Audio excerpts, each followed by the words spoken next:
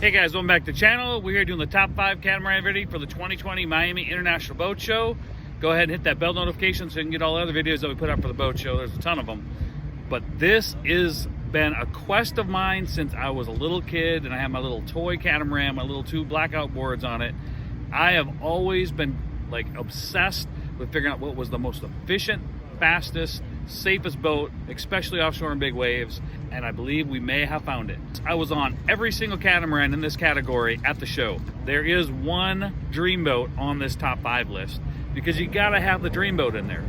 As an offshore charter captain, I know if I push my boat just a little bit too much, it's like, I mean, most of the time as offshore charter captain, I'm sitting here just gliding and coasting over the waves on my cat, kind of like a big old Cadillac did on the highway if you hit a bump. Well, with this Freeman, it doesn't have that little sponson in the middle, so it can't break that wave, so you're gonna have more belly flop, okay? I mean, it's a huge boat, and the tunnel is huge, so it's not like that's gonna be something you do all the time, but when you get in the really nasty stuff, you need that little sponson thing in the middle to help shoot out air out the front and cushion your ride even more. Where with that Freeman, you're gonna get belly flop at some point, and you're gonna smack, and that's the thing that people don't like about monohulls is that slap, slap, slap. You're gonna get more of that in the Freeman in worse waves, okay? It may be a faster hull, it may be a more fuel efficient hull. These things are all debatable.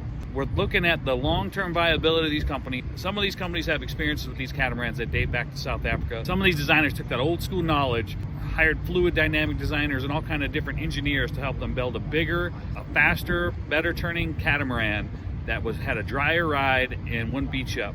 And it really shows. When you go out on the water in some of these catamarans, you can really tell the difference. The technology has been upgraded over the years. Freemans, I went on Sea Hunters. You know, a lot of these different boats are really good boats. The Sea Hunter, in fact, is a really good boat. The way the hull design, though, it's got the sponsons really narrow. And they've done that because they want to make the boat look more like a monohull, which is appealing to some of these older monohull guys.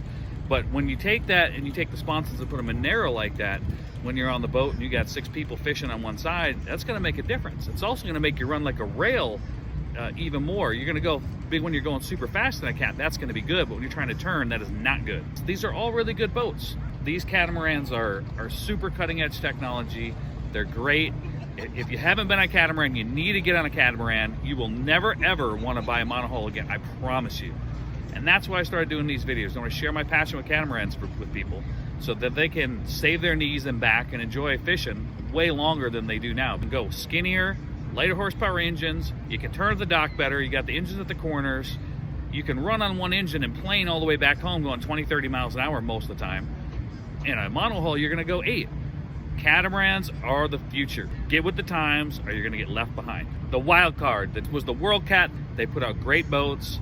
They're super clean. I mean, the hull design's been around forever. I mean, I think back in the day, a Glacier Bay, which they bought and they have the technology from, made it from LA to Honolulu.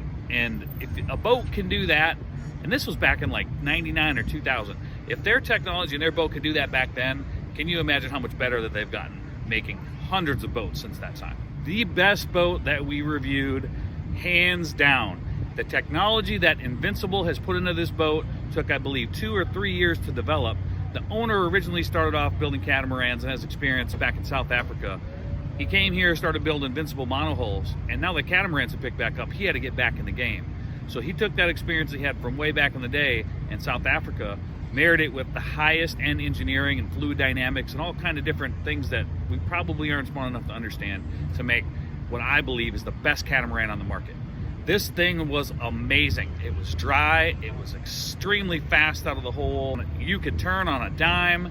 It was beautiful, it was gorgeous, it was amazing. But what I'm telling you is the Invincible is the cat you want.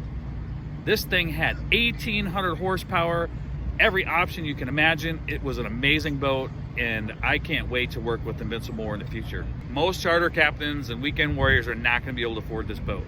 But if you can, it's the boat to buy.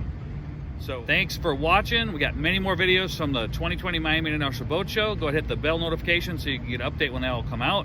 Go ahead, go over to Ballistic Ink so you can pick up a shirt and help support the channel. I'd like to thank my sponsors, Resort Vacation Properties of St. George Island, Brownells, Salt Life. And again, guys, if you believe that living a waterful life isn't something you just do for fun, but it's who you are, please like, subscribe, and share my channel below so we can help inspire just that.